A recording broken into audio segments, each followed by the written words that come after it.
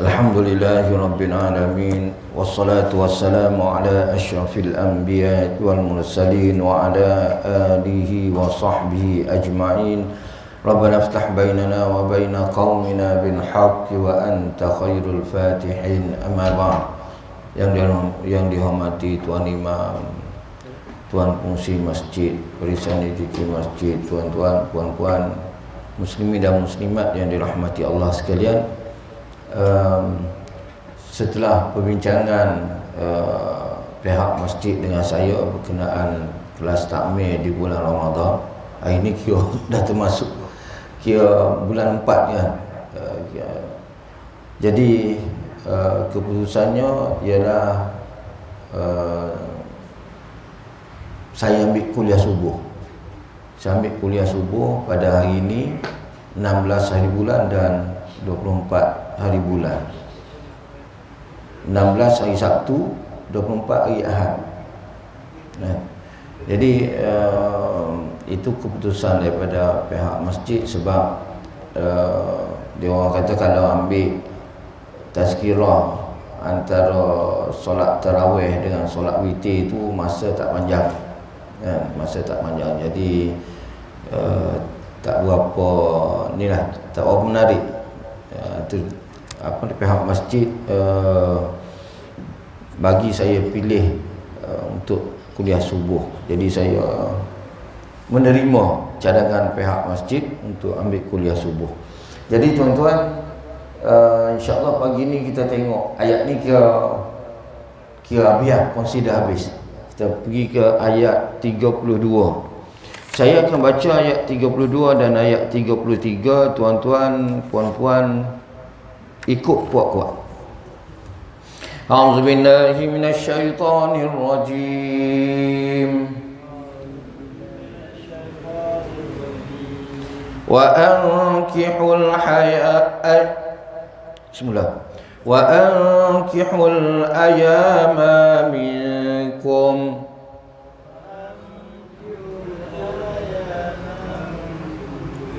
والصالحين من عبادكم وإمائكم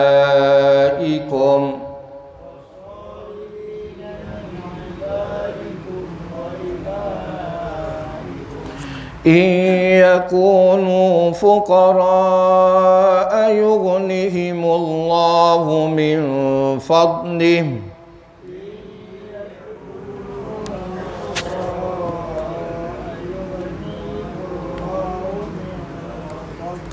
والله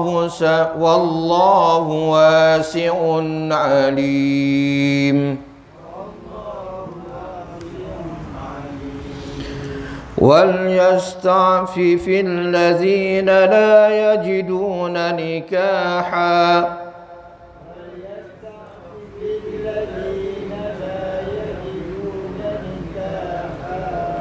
حتى يغنيهم الله من فضله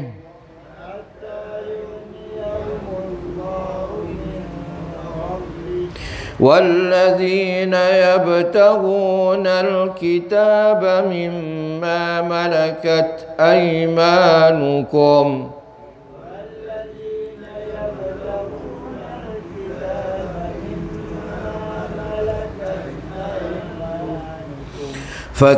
فكاتبوهم إن علمتم فيهم خيرا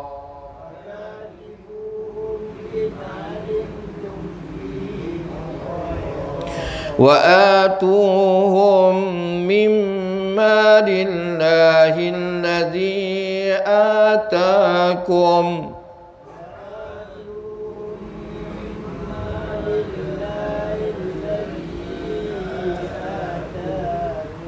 ولا تكرهوا فتياتكم على البغاء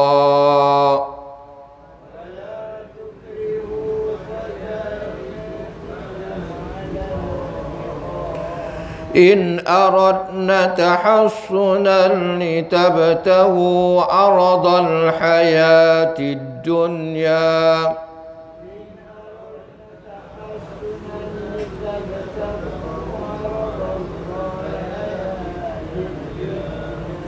ومن يكرههن فإن الله من بعد إكراههن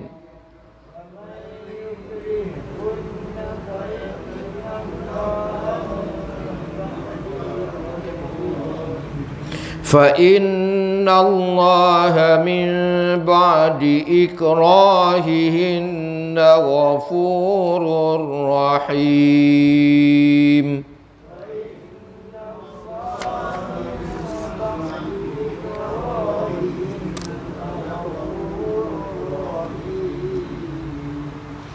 Sadaqallahul azim.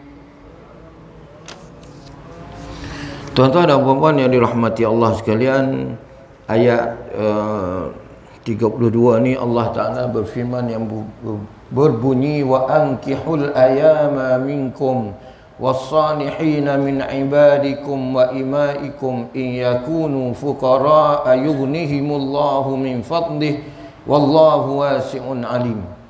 Tuan-tuan, ni arahan daripada Allah Subhanahu wa Ta'ala, perintah daripada Allah Ta'ala kepada siapa? Kepada kita-kita, ayah dan ibu, kepada anak-anak. Allah kata apa? Wa ankihul ayama minkum, dan kahwinkanlah orang, wa ankihuni, dan kahwinkanlah al-ayama.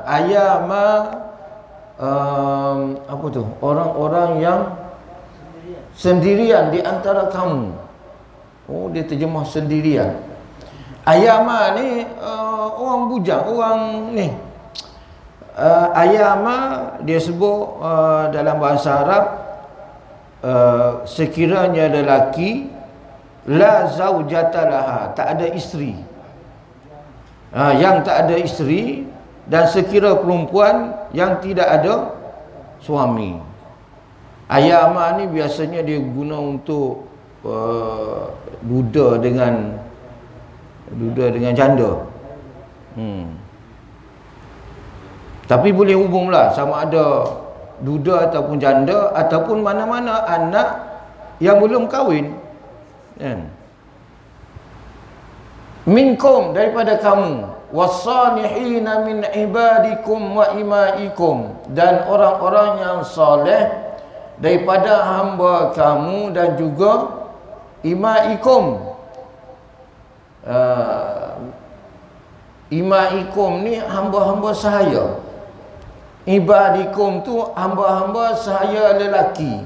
Wa imaikum adalah hamba-hamba sahaya mu yang perempuan. Itu beza dia. Ibadikum untuk hamba lelaki, imaikum adalah hamba perempuan. Tuan-tuan, kalau tuan-tuan tengok dalam ayat ni apa tuan-tuan faham mula-mula ni? Wa ankihul ayama minkum, kahwinilah anak-anak bujang ataupun duda, janda di kalangan kamu.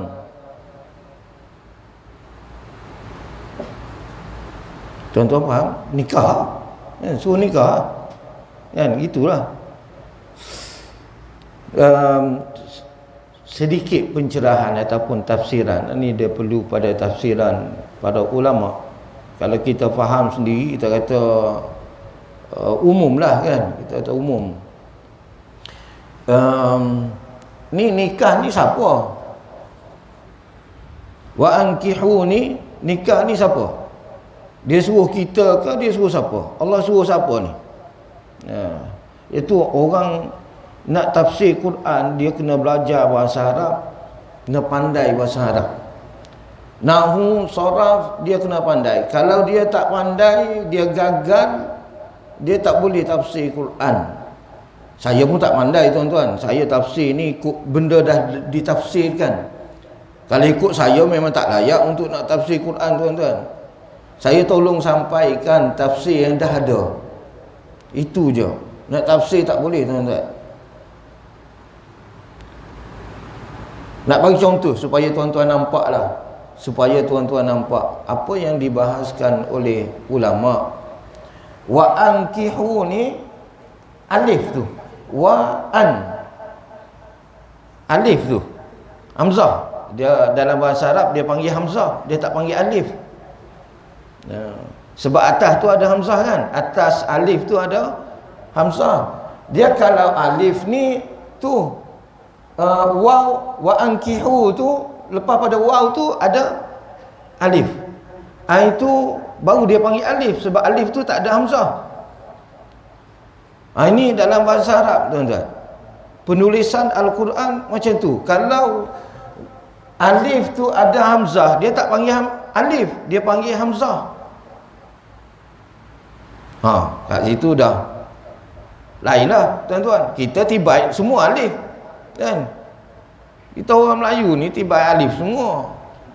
Mengajar Quran pun sama, kita tak ajar Quran itu hamzah. Kita mesti ajar itu alif kan.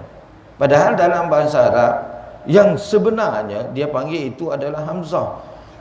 Penulisan, kita nak menulis, buat tesis dalam bahasa Arab pun, dia orang Arab takkan panggil ini alif, ini adalah hamzah kan? Okey tuan-tuan, dah sebut hamzah. Dalam bahasa Arab dia ada dua hamzah, hamzah qata' dengan hamzah wasal. Kalau tuan-tuan pernah jumpa lah, pernah belajar tak? Hamzah qata', hamzah wasal. Apa benda hamzah qata', hamzah wasal ni kan? Hamzah qata', hamzah wasal ni beza dia macam mana?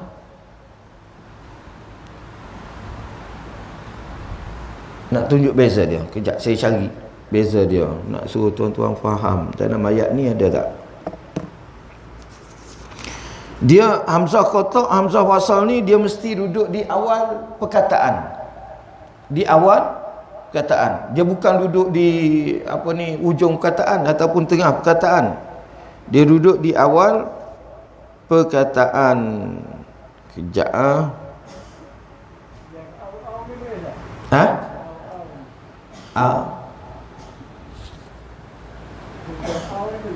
tak. Tu tak boleh. Itu hamzah qata'. Nak cari hamzah wasal. Hamzah wasal. Tuan-tuan, saya bagi tahu okey.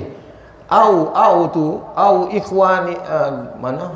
Start daripada baris bawah tu, wala yubdina zinatahunna illa li bu'ulatihin au abaihin. Au banyak hamzah tu. Kan? Itu dia panggil hamzah qata', hamzah yang kita kena sebut walaupun dia bersambung.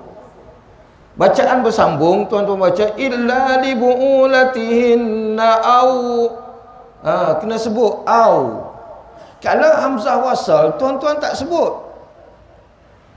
Kalau sambung, dia tak ada. Seperti mana? Seperti al-lazi. Al-lazi ni itu dia panggil hamzah wasal. Hamzah wasal yang mana kalau kita sambung awitif lil lazi, kita tak sebut alif tu. Kita tak sebut alif. Dan tak ada orang Arab baca alif ni, kecuali kalau kita berhenti awitif li, kita nak mula balik al-lazi, baru sebut al-lazi. Ini hamzah dia panggil hamzah wasal. Hamzah wasal ni waktu sambung kita tak sebut dia.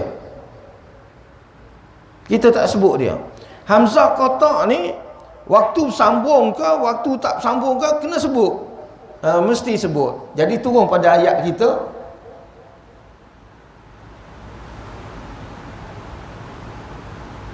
Wa ankihu ni dia tak boleh baca wankihu. Dia tak boleh baca wankihu, salah. Sebab itu hamzah qata', mesti sebut wa ankihu. Itu sedikit bahasa Arab. Benda tu tuan-tuan, bila sebut hamzah qata', hamzah wasal, dia berlaku perbezaan dari sudut makna. Makna dia beza tuan-tuan. Yang saya sebut juga hari ni benda nahu ni, dia panggil grammar Arab ni, supaya tuan-tuan boleh nampak lah sama-sama kan. Tak nampak banyak pun tak apalah kan. Bila dia sebut wa ankihu, dia guna hamzah qata, makna dia ada beza. Sama erti dia kalau terjemah bahasa Melayu, kahwinlah kan. Sebut wankihul ayama pun kahwinlah juga. Beza kat mana? Beza ayat ni dituju pada siapa? Ayat ni dituju pada siapa? Wa ankihu ni untuk siapa? Untuk semua orang ke apa benda? Kan? Maka kata Imam Sya'rawi, ini bukan saya tuan-tuan, saya tak layak nak sebut tuan-tuan. Imam Sya'rawi kata ayat ni wa ankihu ni, ini arahan kepada ayah dan ibu ataupun wali-wali. Wali-wali nikah ni, tuan-tuan kena tengok balik susu galur wali-wali nikah tu siapa dia. Kalau ayah tak ada, siapa? Adik-beradik kan, adik-beradik lelaki lah, abang adik. Kalau adik-beradik tak ada, pak saudara, tok, datuk kan, datuk-datuk tu. Tu. Ni orang ni yang Allah perintah ni. Allah perintah yang ni, tuan-tuan. Allahu akbar. Tu dia, yang tu Quran turun dalam bahasa Arab sebab dia jelas, tapi bila terjemah bahasa Melayu kita tak tahu itu arahan pada siapa. Dan tengok maksud dia, dan kahwinlah orang-orang yang sendirian antara kamu. Sebab seperti Allah arahkan kita supaya kahwin dengan orang-orang bujang kan. Kalau tuan-tuan faham ayat bahasa Melayu tu, Allah arahkan kita supaya kahwin dengan orang bujang. Tapi dalam bahasa Arab dia jadi lain. Ayat ini kepada wali-wali, kepada ayah supaya kahwinkan anak bujang mereka. Bukan dia yang kahwin, dia yang kena kahwinkan anak bujang tu, anak dara tu. Bukan untuk dia. Kalau tuan-tuan faham ayat ni, daripada ayat ni tuan-tuan akan rasa dia suruh aku ni kahwin ni kan. Dia suruh kita kahwin, padahal kita ada anak kita tu, kita kena kahwinkan anak kita. Tengok bujang ni, kau dah 30 tahun, 30 lebih dah, pasal apa tak kahwin lagi? Kena tanya tanggungjawab mak ayah tu. Jangan dia lantak dia lah, pandailah dia cari jodoh. Salah tuan-tuan. Ini arahan Allah kepada ibu bapa.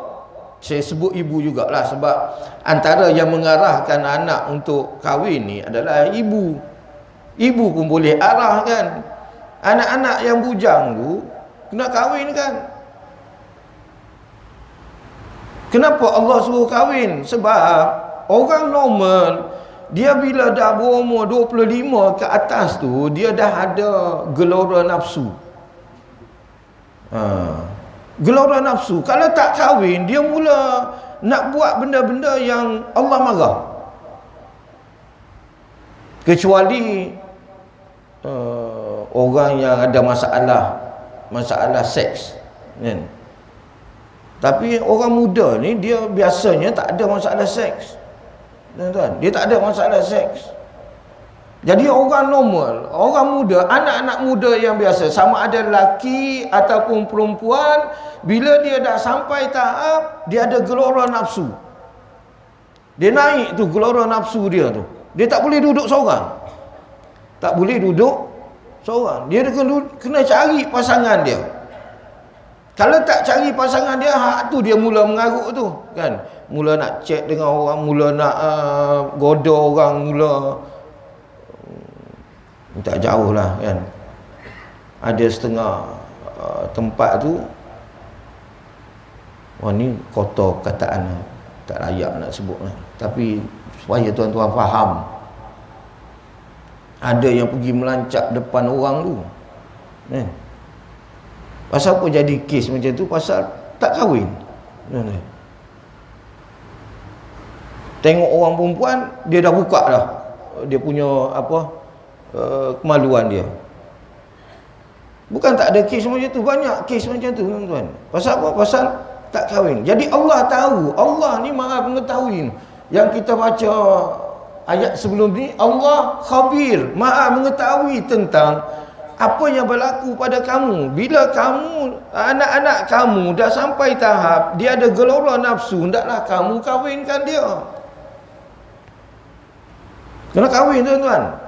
Kalau tuan-tuan ada cucu, ada anak yang dah, orang kata dah layak untuk kahwin, kahwinkan tuan-tuan. Nak kahwin macam mana? Dia tak ada pasangan, dia nak kahwin macam mana?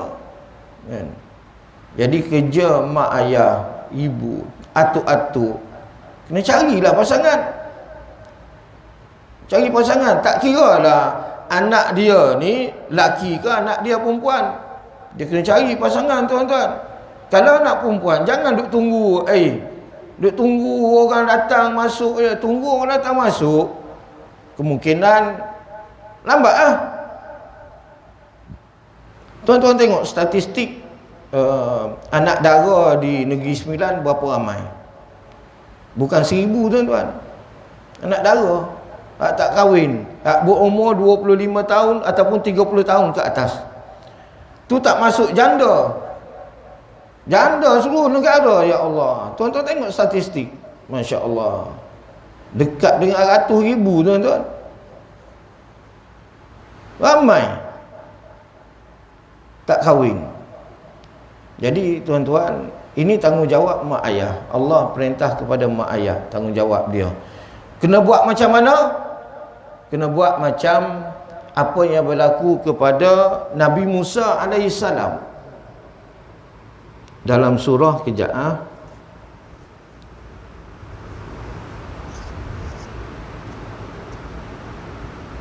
surah Al-Qasas. Buka surah Al-Qasas.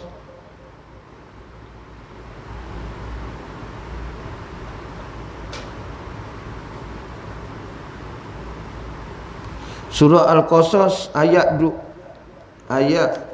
37.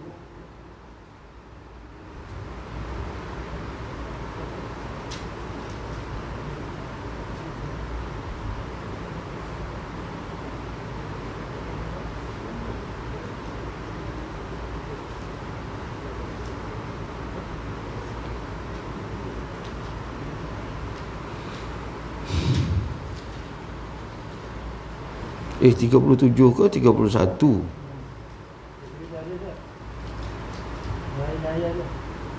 Ha?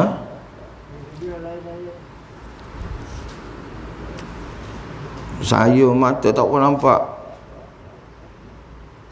27. 3 dengan 2 tertukar. 27. 27.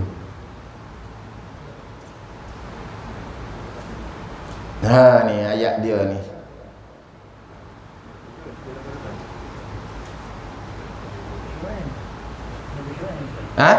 Nabi Syuaib. Boleh tuan-tuan? Jumpa ayat 27 ni, tapi kita kena tengok ayat sebelum tu sebab dia cerita. Ni cerita tengah-tengah cerita. Ayat atas lagi.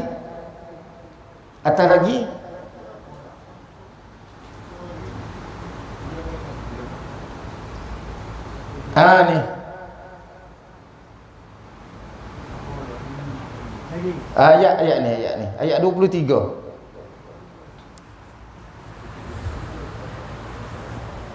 Allahu Akbar. Tuan-tuan buka ayat 23 tu, tengok apa cerita dia. Walamma warada ma amadiyana wajada alaihi ummatan minan nasi yaskun wa wajada min dunihum ra'atani tazudan. Qala ma khatbukuma qalata la naski hatta yusdira ar-ri'a wa abuna syaikhun kabir. Dan apa dia maksud tu? Tak kala ia sampai di sumber air di negeri Madian, ia menjumpai di sana sekumpulan orang sedang minum, ternakannya, dan ia menjumpai di belakang orang banyak itu ada dua orang wanita yang sedang menghambat ternakannya, sedang mengawal, elak-elak ternakan dia lah. Apakah Musa berkata, apakah maksudmu dengan berbuat begitu? Kedua wanita itu menjawab, kami tidak dapat meminumkan ternakan kami sebelum pengembala-pengembala itu memulangkan ternaknya, sedang bapa kami adalah orang tua yang telah lanjut umurnya. Confirm tuan-tuan pun tak apa-apa faham. Confirm. Aduh. Tak apa tuan-tuan, saya cerita supaya tuan-tuan nampak. Ini kisah Nabi Musa alaihissalam. Bila dia tumbuk orang Fir'aun tu, dia tumbuk orang Fir'aun tu jatuh rebah mati. Nabi Musa, kekuatan dia sekali tumbuk orang mati, tak ada nak ajar mengucap lah tuan-tuan. Hebat Nabi Musa. Jadi ringkas cerita, tak nak cerita panjang. Cerita panjang tuan-tuan, habis puasa tak habis kita ni kan. Nabi Musa alaihissalam bila dia bukan dia bunuh, dia tumbuk tu sebenarnya untuk nak meleraikan pergaduhan, supaya yang dia tumbuk tadi tu berhenti daripada bergaduh dengan orang lain. Jadi cara dia nak lerai tu, dia beri tumbuk kawan tu, dia tak tahu tenaga dia tu kuat kan.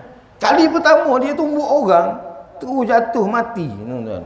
Itu Nabi Musa dapat dekat alam Melayu, gagah Ali gagah Musa kan. Gagah Ali gagah Musa, ambil hak tu tuan-tuan kan. Nabi Musa ni memang gagah. Jadi bila dia dah terbunuh, tak sengaja bunuh tu, Fir'aun cari dia, tentera Fir'aun cari dia, lalu dia lari daripada Mesir. Daripada Mesir dia lari, dia menuju mana? Madian. Walamma wara'a Madian. Pergi ke Madian. Madian mana? Madian ni belah-belah Syria. Daripada tuan-tuan tengok peta dunia tu, Mesir pergi ke Syria. Jauh tuan-tuan. Bukan dekat. Madian ni 1000 batu lah. Nabi Musa lari 1000 batu, sampai di Madian tu tak tahu nak pergi mana. Bukan zaman sekarang ada handset, ada semua sekali kan. Zaman dulu kan, manusia tak ada kecanggihan. Nabi Musa kontang-kanting seorang nak pergi mana. Sampai di Madian, wajada alaihi ummatun minan nasi yaskun. Dia bertembung dengan satu kumpulan manusia tengah berhimpun ramai-ramai duk bagi minum kepada binatang ternakan. Masa tu masa bagi minum kepada binatang ternakan, mungkin belah petang lah ni, belah petang hari kan. Orang Arab kan tuan-tuan tahu, telaga dekat dia orang ni bukan macam kita setiap rumah ada telaga. Zaman dululah perigi kan, setiap rumah ada perigi. Orang Arab perigi tu, satu perigi dia akan kongsi satu kaum kan, satu negeri, satu kampung. Sebab perigi tak boleh gali banyak tuan-tuan. Perigi dia orang tuan-tuan tengok kisah jatuh perigi di Maghribi, di Pakistan. Perigi dia orang berapa dalam? 30 meter. Tu pun tak ada air tuan-tuan. Tak sampai air lagi 30 meter tu. 30 meter berapa tingkat bangunan? 10 tingkat bangunan tuan-tuan. Dia gali 10 tingkat bangunan tu, tak sampai air lagi.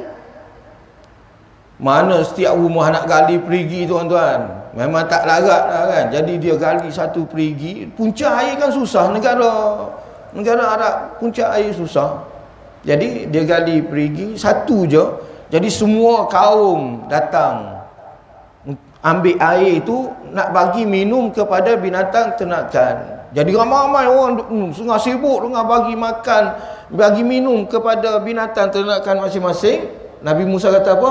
Wa wajada min dunihum imra'atani tazudan. Nampak dua orang anak dara perempuan sedang mengelak-ngelak, sedang mengawal binatang ternakan dia. Lalu Nabi Musa tanya dia, qala ma khatbukuma. Nabi Musa tegur dia dua anak dara tadi, tegur. Dia kata apa?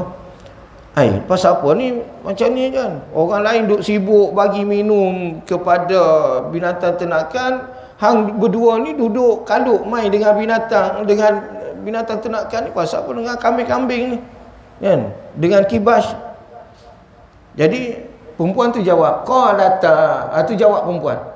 La naski, kami tak boleh bagi minum kepada kambing-kambing kami ni kecuali setelah semua selesai bagi minum baru kami boleh kami boleh bagi minum pada kambing kami. Sebab apa? Sebab wa abuna syekhun kabir, kami tak ada orang lelaki. Ayah kami adalah orang tua sangat, dah beratus tahun umur, memang tak larat nak ambil air tu, tuan-tuan. Nak ambil air daripada perigi tu tak larat. Dah tua sangat. Jadi kamilah kena datang. Jadi bila perempuan yang datang, memang ke belakang lah orang perempuan, tunggulah orang lelaki dulu bagi minum apa semua tu. Kan? Lalu ayat kedua, fasaqalahuma summa tawalla ila zilli faqala rabbi inni lima anzalta ilayya min khairin fakir. Fasaqalahuma, lalu Musa memberi minum ternakan untuk menolong keduanya. Jadi setelah selesai, ikut cerita, ikut kisahnya, setelah orang-orang lelaki ni selesai bagi minum pada binatang ternakan masing-masing, dia orang akan tutup perigi tu. Dia ada penutup perigi tu. Dia tutup perigi. Bila tutup, tuan-tuan, dua orang perempuan ni terkontang-kanting. Sebab penutup perigi tu tak boleh diangkat kecuali dengan tenaga 8 orang lelaki. 8 orang lelaki baru boleh angkat penutup perigi tu.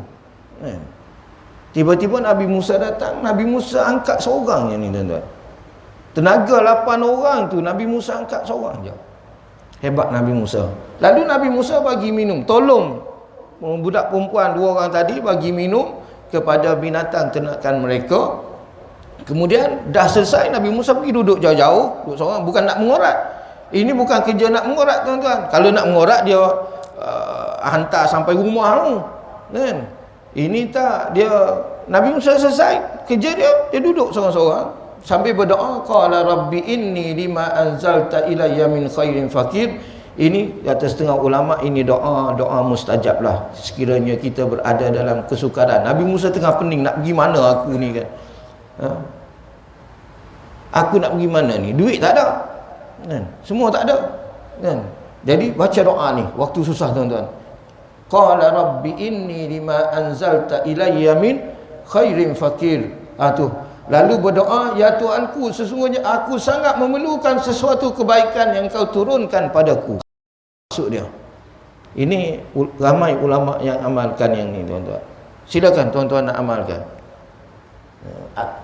Okey. Ayat seterusnya.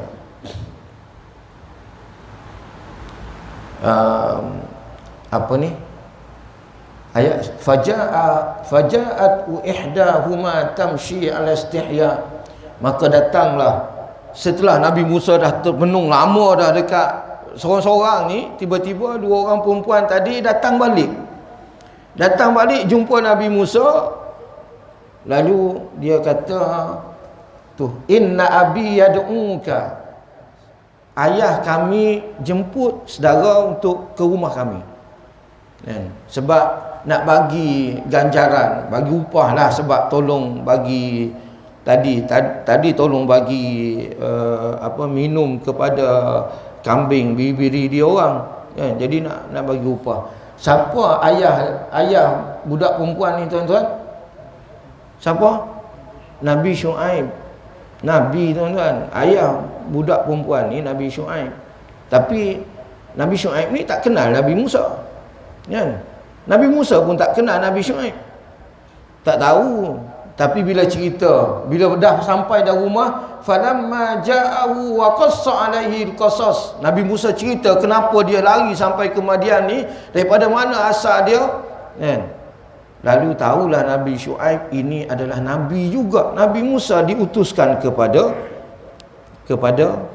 Fir'aun, diutuskan kepada Fir'aun. Lalu Nabi Syuaib kata, la takhaf, jangan kau bimbang wahai Musa, najauta minal qaumiz zalimin, kau akan selamat daripada kaum yang zalim, kan, daripada Firaun yang zalim tu. Turun ji.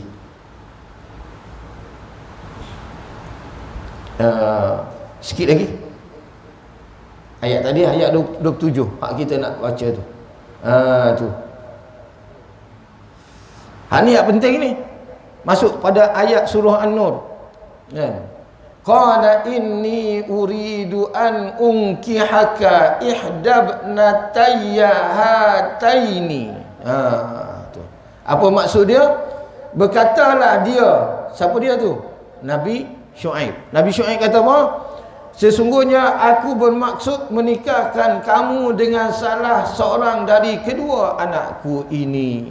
Nabi Syuaib offer pada Nabi Musa, wahai Musa, sebenarnya aku berhasrat untuk mengahwinkan engkau dengan dua orang anakku ini, salah seorang engkau pilih, kau nak mana, kan? Nabi Syuaib kata apa? Ala antajurani sama niyah hijaj, dengan mas kahwinnya engkau bekerja dengan aku selama 9 tahun. Mas kahwin dia bukan duit, tapi kerja. Bekerja dengan aku selama 9 tahun. Okey, ringkas cerita, nak balik pada cerita surah An-Nur. Di sini kerja Nabi Syuaib, dia offer anak perempuan dia kepada Nabi Musa AS. Sebab apa? Sebab Nabi Musa ni adalah orang yang soleh. Balik kita pada surah An-Nur. Balik kita pada surah An-Nur.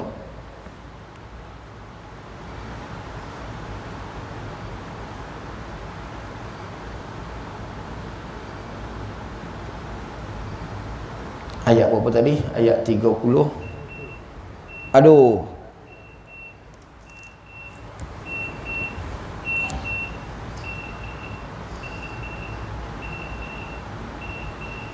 Okey. Wa ankihul ayama minkum wassalihin. Ada perkataan wassalihin, orang-orang yang soleh. Tuan-tuan, puan-puan, ibu-ibu, ayah-ayah, kalau nampak ada lelaki yang soleh, kan, kita ada anak perempuan, offer pada dia, kan. Nak yang soleh, tuan-tuan. Apa yang dibuat oleh Nabi Syuaib macam tu, tuan-tuan. Bukan orang kaya, bukan orang berpengaruh, tapi orang yang soleh. Tuan-tuan jumpa sekarang negara kita ni banyak Al-Hafiz, kan. InsyaAllah lah, Al-Hafiz tu sebahagian besarnya adalah orang yang soleh, yang duk mengaji pondok. Dia orang tak kaya, dia orang tu biasa-biasa je, kerana kemungkinan tak ada harta pun, kan, tapi soleh. Kahwinkan, tuan-tuan, offer. Kalau kita ada anak perempuan, offer. Itu cara dia. Tanggungjawab mak ayah macam tu. Nak tunggu anak sendiri cari, payah, tuan-tuan.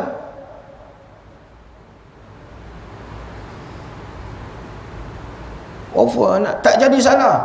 Sebab benda ni dah ada dalam Quran, dalam kisah Nabi Syuaib dengan Nabi Musa AS.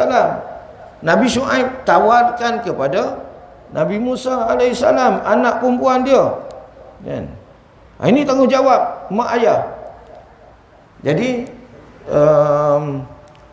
hadis pula kata, tuan-tuan, iza ja'akum man tardawna dinahu wa khuluquhu fazawwiju. Apabila datang kepada kamu lelaki yang melamar anak kamu adalah orang yang tardawna dinahu, kamu redha agama dia, maknanya agama Islam. Oh, Islam, kan. Wa khuluquhu, dan akhlak dia, kamu suka dengan perangai dia, dia soleh, sembahyang tak tinggal, kuliah subuh hadir, kan. Ada ni anak-anak bujang datang kuliah subuh ni. Oh, kalau ada, tuan-tuan, kena tanda awal tu, tuan-tuan. Kena tanda awal. Ada tak? Masalah tak ada, tuan-tuan. Aduh, ni letih ni. Tak ada anak-anak bujang datang kuliah subuh. Ada seorang. Yang belakang tu bujang.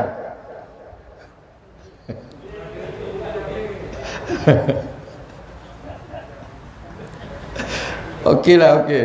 Tak apalah, mana-mana kan.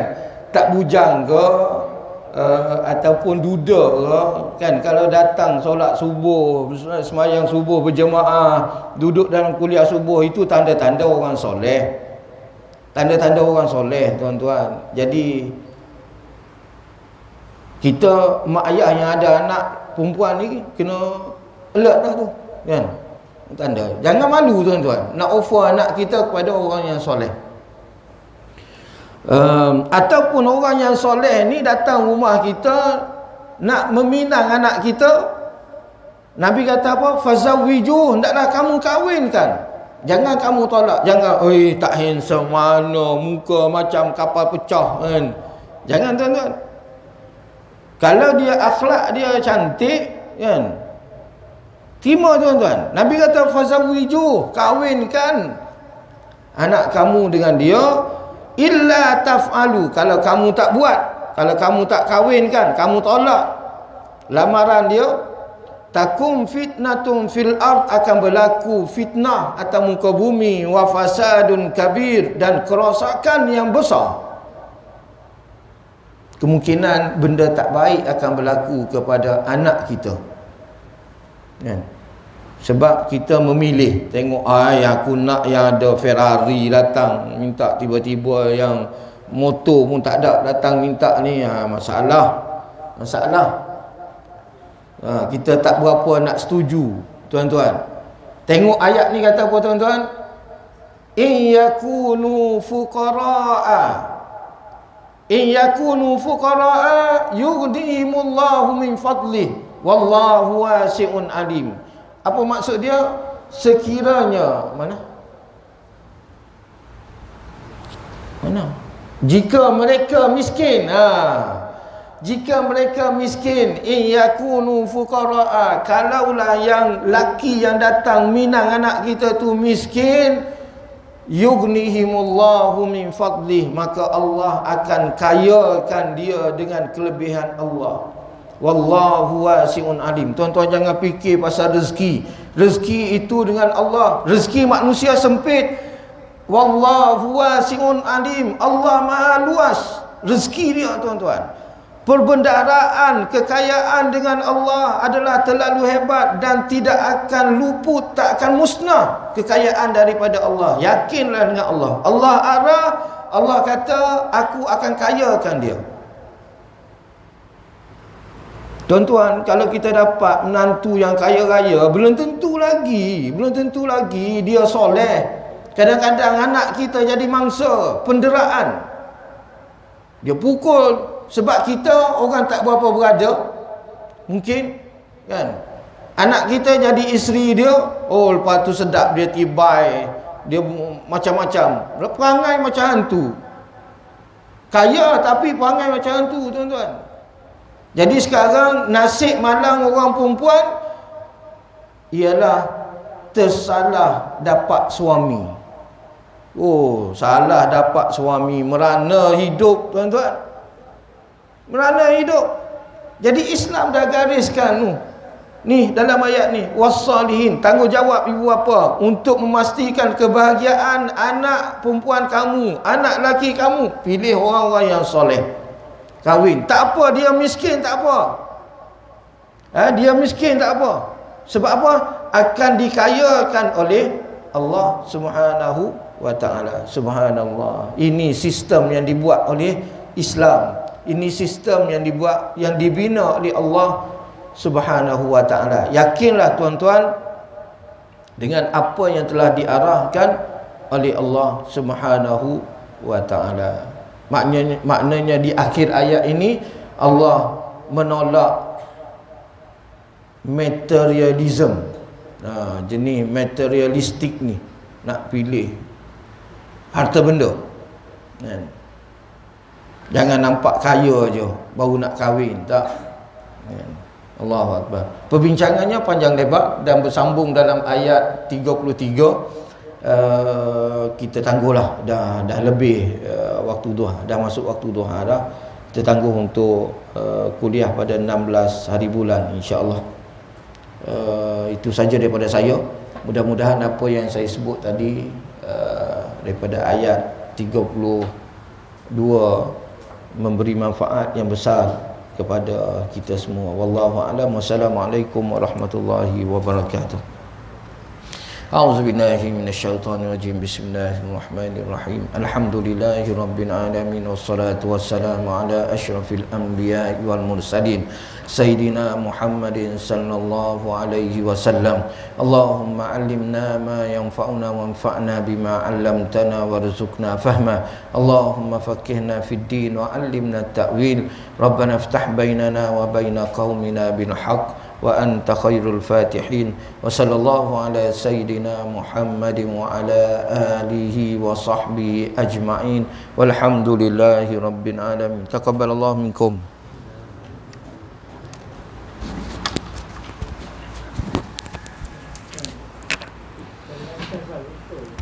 Tak ada hal, tak kisah.